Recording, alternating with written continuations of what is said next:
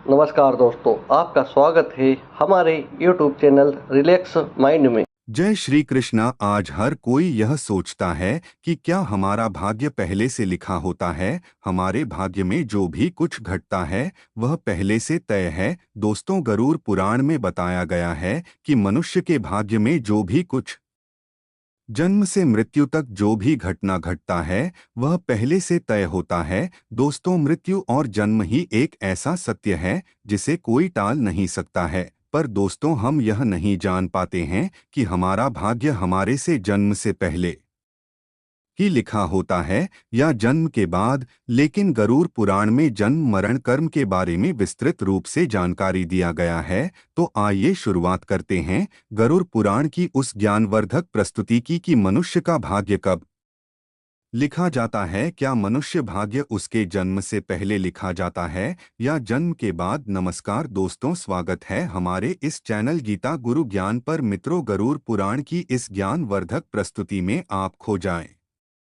उससे पहले हम आपको बता दें कि इस वीडियो को आधा अधूरा देखना की गलती बिल्कुल भी नहीं करें, क्योंकि यह गरुड़ पुराण की ज्ञानवर्धक प्रस्तुति है जो आपके जीवन से जुड़ी हुई है। गरुड़ पुराण की इस रहस्यमय ज्ञान को जानने के बाद आपके जीवन से जुड़ समस्त लोभ क्रोध मोह दुखों का अंत होगा। मित्रों, भगवान श्री कृष्ण कहते हैं, कभी भी किस व्यक्ति को गरुड़ पुराण की बातों को आधा अधूरा नहीं सुनना चाहिए, क्योंकि आधा अधूरा ज्ञान हमेशा विष के समान होता है। इसीलिए मित्रों, आपसे यही आग्रह है, आप इस वीडियो को बिना स्किप किए अंत तक जरूर देखिए। साथ ही इस वीडियो को एक लाइक करके चैनल को अवश्य सब्सक्राइब कर लीजिए। और हाँ दोस्तों, कमेंट बॉक्स में जय श्री कृष्णा लिखकर ईश्वर को आप अपना आभार व्यक्त जरूर कर दीजिए। इससे आपके जीवन से सभी दुखों का अंत होगा। आइए दोस्तों, जानते हैं गरुड़ पुराण में श्री कृष्ण ने बताए हैं कि हर मनुष्य के जीवन में जो भी कुछ होता है वह जन्म पहले से तय होता है, उसे कोई टाल नहीं सकता है। दोस्तों, गरुड़ पुराण हमें जन्म मरण से लेकर वर्तमान जीवन कैसे जिए यह सभी चीजों के बारे में सिखाते हैं। आइए दोस्तों, आज हम एक कथा के माध्यम से जानते हैं कि हमारा भाग्य जन्म से पहले लिखा जाता है या जन्म के बाद। जो गरुड़ पुराण स्कंद पुराण के द्वारा बताया गया है, जो श्री कृष्ण ने स्वयं नारद बतलाया था, आज हम उन्हीं कथा जानेंगे। मित्रों, एक समय की बात है, द्वारका नगरी में दिन श्री कृष्ण अपने दिव्य आसन पर बैठे हुए थे। तभी देवर श्री नारद नारायण नारायण का जाप करते हुए उनके पास पहुँचते हैं और उन्होंने प्रणाम करके और बोले, हे प्रभु, आप त्रिकालदर्शी हैं। मैंने सुना हो कि जो जीव मनुष्य जन्म लेता है क्या उसका भाग्य पहले से लिखा होता है। हे प्रभु, मैं जानना चाहता हूँ कि मनुष्य के साथ जो कुछ घटना घटित होता है वह उसके जन्म से पहले तय होता है या वह पिछले जन्म का भोग भोगता है। क्या यह सत्य है या हम अपनी मेहनत और कर्मों से उसे बदल सकते हैं। फिर भगवान श्री कृष्ण नारद की बात सुनकर मुस्कुराए और बोले, हे नारद, आपका यह प्रश्न बहुत ही गुण और महत्वपूर्ण है, जो मानव जाति लिए उसके जन्म कर्म और मृत्यु पर आधारित है। फिर कृष्ण बोले, हे नारद, मैं तुम्हें एक कथा सुनाता हूँ जो न तुम्हारे इस प्रश्न उत्तर देगी बल्कि हर मनुष्य के लिए एक चेतावनी और प्रेरणा भी होगी। तुम इस कथा को पूरे ध्यान पूर्वक आखिरी तक सुनो। कृष्ण बोले, हे नारद, यह गरुड़ पुराण की है। जो यह कथा को आधा अधूरा सुनने की गलती करता है उस पर भारी संकट आती है, क्योंकि आधा अधूरा ज्ञान हमेशा विष के समान होता है। कृष्ण बोले, हे नारद, इस कलयुग भरी संसार में जो मनुष्य इस कथा को पूरे ध्यान पूर्वक आखिरी तक सुन लेगा और समझ लेगा, उसका इस संसार से सभी पाप कर्म क्रोध मोह से मुक्ति मिलेगा। फिर नारद बोले, हे प्रभु, मैं उस कथा को पूरे ध्यान पूर्वक आखिरी तक सुनूंगा। आप उस कथा को निश्चित हो सुनाएं। फिर श्री कृष्ण ने नारद को वह कथा सुनाते हैं। श्री कृष्ण बोले, हे नारद, प्राचीन काल में एक विशाल और समृद्ध राज्य था जिसका नाम अक्षयपुरी था। उस राज्य का शासक राजा रत्नधर था। राजा रत्नधर अत्यंत धर्मात्मा और न्यायप्रिय था। वह सदैव अपने राज्य के प्रजा के कल्याण के लिए काम करता था और धर्म का पालन करता था। उसे भगवान से एक संतान का आशीर्वाद चाहिए था ताकि वह अपने राज्य का कार्यभार किसी योग्य उत्तराधिकारी को सौंप सके। फिर है नारद, राजा रत्नधर और रानी दोनों ने कई वर्षों तक तपस्या की। इससे भगवान शिव ने प्रसन्न होकर उसे संतान होने का वरदान दिया। फिर एक दिन भगवान शिव के आशीर्वाद से रानी गर्भवती हुई। राजा और रानी अत्यंत प्रसन्न थे क्योंकि वे चाहते थे कि उनका बेटा महान शासक बने और राज्य को सुख समृद्धि की ओर ले जाए। परंतु जब रानी ने बेटे को जन्म दिया तो वह बच्चा विकलांग और शारीरिक रूप से कमजोर था। उसके शरीर की हड्डियां टूटी हुई थी और वह शारीरिक रूप से सक्षम नहीं था। राजा रत्नधर का दिल टूट गया। उसने भगवान से यह सवाल पूछा कि ऐसा क्यों हुआ। तब राजा रत्नधर ने भगवान श्री कृष्ण से मिलने का निर्णय लिया और उन्हें अपने दुखों को साझा करने के लिए वहां पहुंचे। राजा ने भगवान से पूछा, हे प्रभु, मैंने इतनी तपस्या की, यज्ञ किए, फिर भी मेरे बेटे का जन्म विकलांग क्यों हुआ। मैंने भगवान शिव से आशीर्वाद लिया था, लेकिन ऐसा क्यों हुआ। क्या यह मेरे भाग्य में पहले से लिखा हुआ था। फिर श्री कृष्ण मुस्कुराए और कहा, हे राजा, तुम सही कहते हो कि तुम्हारा पुत्र विकलांग जन्मा है। क्या तुम जानते हो कि तुम्हारे पुत्र का जन्म इस प्रकार क्यों हुआ है। यह तुम्हारे द्वारा किए गए पूर्व जन्मों के कर्मों का फल है। यह तुम्हारे पिछले जन्म के कर्मों का परिणाम है जो तुम्हारे भाग्य में लिखा हुआ था। लेकिन इसका का कारण यह नहीं है कि तुम्हारा भाग्य पहले से निर्धारित था। यह घटना तुम्हारे और तुम्हारे बेटे के कर्मों का फल है जो उसके पिछले जन्मों से जुड़ा हुआ है। राजा ने आश्चर्यचकित होते हुए पूछा, हे प्रभु, क्या भाग्य वास्तव में पहले से लिखा होता है। श्री कृष्ण ने कहा, जन्म, मृत्यु और जीवन के उतार चढ़ाव पहले से निर्धारित होते हैं, लेकिन हम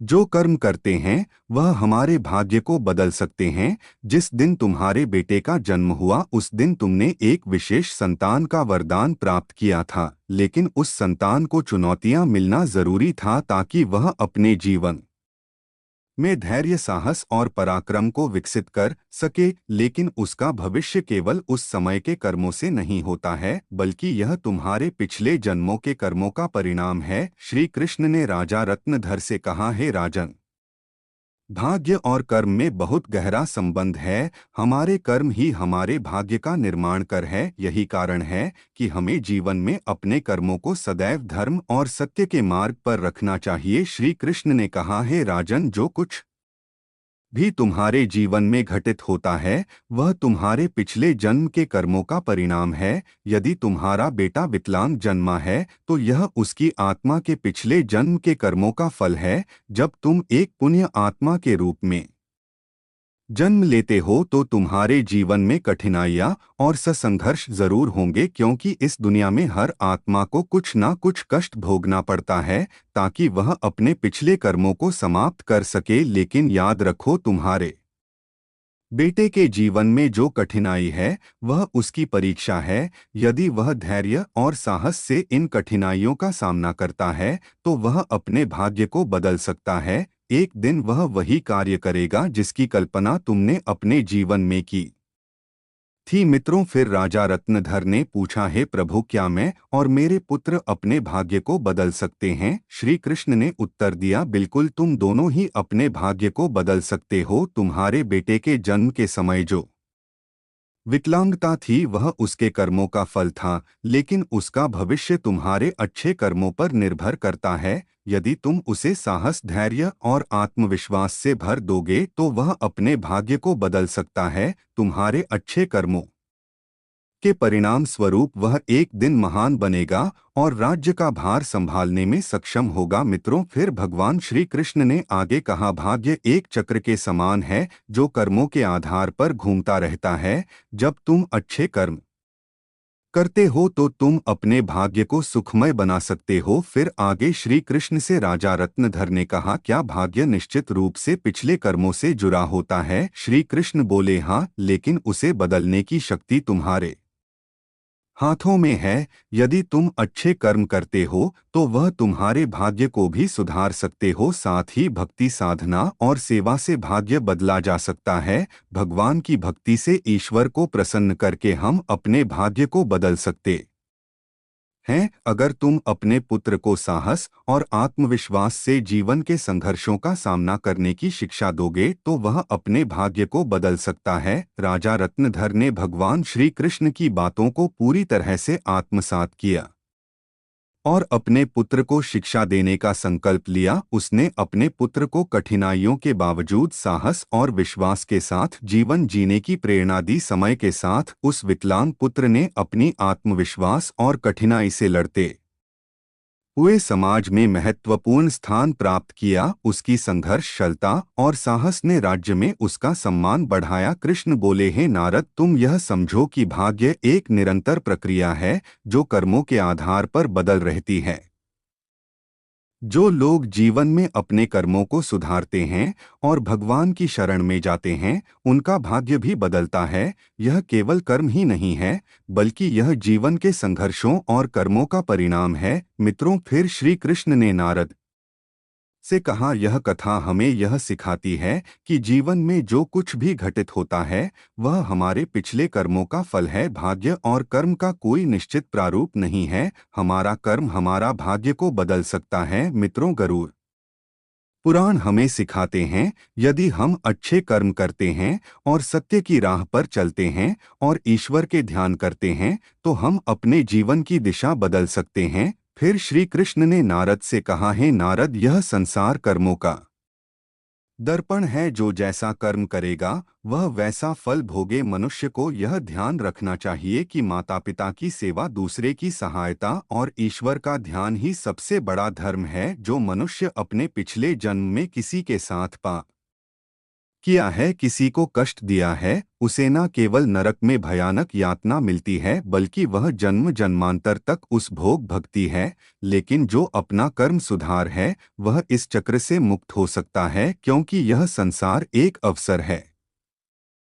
धर्म, सेवा, सत्य ही मनुष्य का जीवन है। मनुष्य के यह समझना चाहिए कि मृत्यु के बाद के उसके अच्छे कर्म ही साथ जाते हैं। मित्रों, यह कथा हमें यह सिखाती है कि हमारे भाग्य पिछले कर्मों का फल है। हर पाप का दंड, हर पुण्य का फल निश्चित होता है। हे मनुष्य, तुम अपने कर्मों पर ध्यान दो, स्वार्थ, पाप और अहंकार को त्यागो, धर्म, सत्य और सेवा को अपनाओ, क्योंकि यही जीवन का सबसे भरा सत्य मार्ग है। मित्रों, श्री कृष्ण ने इस प्रकार नारद को गरुड़ पुराण के रहस्य को बताया। मित्र, भाग्य निश्चित रूप से जन्म से पहले लिखा जाता है, लेकिन हम अपने जीवन के संघर्ष, सत्य, धर्म और ईश्वर की भक्ति से हम अपने भाग्य को बदल सकते हैं। मित्रों, गरुड़ पुराण में भाग्य का लेखा जोखा और कर्मों के बारे में उल्लेख मिलता है, पर दोस्तों, मनुष्य अपने कर्मों, संघर्ष और ईश्वर की भक्ति से हम अपने जीवन को बदल सकते हैं। मित्रों, गरुड़ पुराण हमें सिखाते हैं कि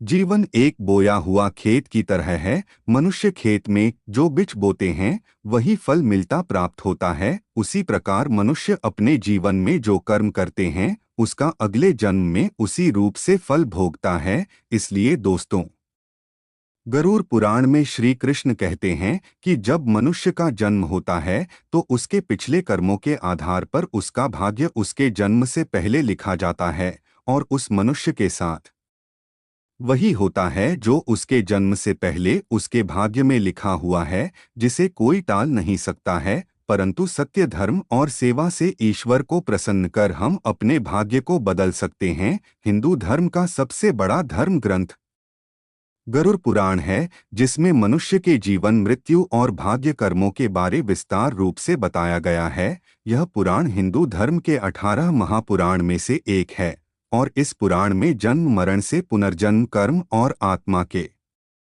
मार्ग के बारे में पूरे विस्तार से बताया गया है। दोस्तों, गरुड़ पुराण के अनुसार मनुष्य का भाग्य उसके पिछले कर्मों निर्भर करता है। गरुड़ पुराण, जो विष्णु पुराणों के प्रमुख ग्रंथ में से एक है, यह पुराण जीवन के रहस्यों और मानव के कर्मफल के बारे में बताया गया है। गरुड़ पुराण में श्री कृष्ण को साक्षात भगवान विष्णु के अवतार माने जाते हैं। दोस्तों, गरुड़ पुराण श्री कृष्ण कहते हैं, मनुष्य अपने जीवन में अच्छे कर्म और सत्य मार्ग पर चलकर ईश्वर को प्रसन्न कर हम अपने भाग्य में होने वाले घटना से बच सकते हैं और आने वाले भाग्य को हम बदल सकते हैं। मित्रों, गरुड़ पुराण में श्री कृष्ण ने मनुष्य को जीवन जीने के लिए 3 मुख्य उपदेश दिए हैं जिन पर चलकर हम अपने भाग्य के कर्मों को बदल सकते हैं। दोस्तों, आप इस वीडियो को अंत तक जरूर देखिए क्योंकि यह सारी जानकारी गरुड़ पुराण के द्वारा बताया गया है। इस वीडियो को बीच में छोड़कर जाने की गलती बिल्कुल भी नहीं करें, इसलिए इस ज्ञानवर्धक प्रस्तुति को अंत तक जरूर देखिए। आइए जानते हैं। नंबर 1, अपने धर्म का पालन करना। मनुष्य का जन्म किसी खास उद्देश्य के लिए होता है। जो मनुष्य अपने पिछले जन्म पाप किया है, वह इस जन्म में भी उस पाप का भोग भोगता है, क्योंकि मनुष्य के जन्म से पहले उसका जन्म से मरण तक का भाग्य पहले तय होता है। इसलिए दोस्तों, गरुड़ पुराण में श्री कृष्ण ने बताया है, मनुष्य को हमेशा धर्म सत्य का पालन करना चाहिए। इससे हमारे पिछले जन्म के पाप से बच सकते हैं। ईश्वर की भक्ति से हम अपने जीवन बदल सकते हैं। हम सभी ऊंचाई तक पहुंच सकते हैं।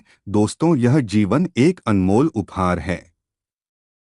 आप इसे व्यर्थ ना जाने दें। सही कर्म और धर्म का पालन से हम अपने जीवन को अगले जन्म में होने वाले घटना से बच सकते हैं। यह न केवल आपके लिए है, बल्कि इसे पूरे समाज और दुनिया के आप प्रेरणा का स्रोत बन सकते हैं। नंबर 2, माता पिता सेवा और आदर करना। दोस्तों, गरुड़ में श्री कृष्ण कहते हैं कि मनुष्य को हमेशा अपने माता पिता को सेवा करनी चाहिए, क्योंकि माता पिता के ही चरणों से तीनों लोगों का स्वर्ग है। जो लोग माता पिता को नहीं मानते, नहीं उसका आदर करता है, उसे न केवल नरक में भयानक यातना भोग है, बल्कि उसके अगले जन्म में भी भारी संकट भोगना पड़ता है।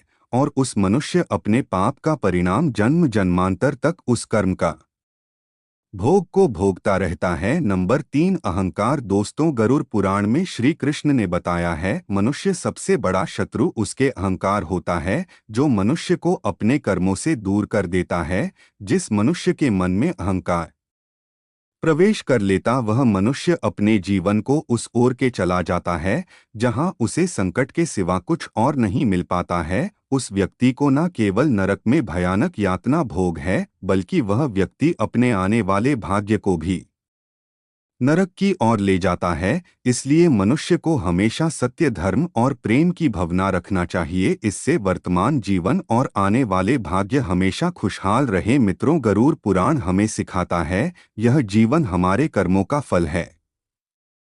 यह ग्रंथ हमें यह समझने की प्रेरणा देता है, अपने जीवन से धर्म, सत्य, परोपकार का पालन करना ही सबसे बड़ा कर्तव्य है। आत्मा की मुक्ति और अगले जन्म उच्च योनि प्राप्त करने के लिए मनुष्य को अपने कर्मों को डोट ध्यान रखना चाहिए। मित्रों, गरुड़ पुराण हिंदू धर्म के महान ग्रंथों में से एक। यही हमारे जीवन को सही दिशा में चलने का ज्ञान देता है, जो हमें यह सिखाता है कि मनुष्य का भाग्य उसके कर्मों और ईश्वर की इच्छा का परिणाम होता है। यह ग्रंथ न केवल जीवन और मृत्यु के रहस्यों के बारे में बतलाता है, बल्कि यह भी समझाता है कि मनुष्य अपने जीवन को किस प्रकार सही दिशा में ले जा सकता है। गरुड़ पुराण में मनुष्य के जन्म, मरण से लेकर वर्तमान जीवन कैसे जय, इन सभी चीजों के बारे में विस्तार से वर्णन किया गया है। मनुष्य के जीवन से लेकर कमृत्यु तक की सार जानकारी इस धर्म ग्रंथ गरुड़ पुराण में बताया गया है।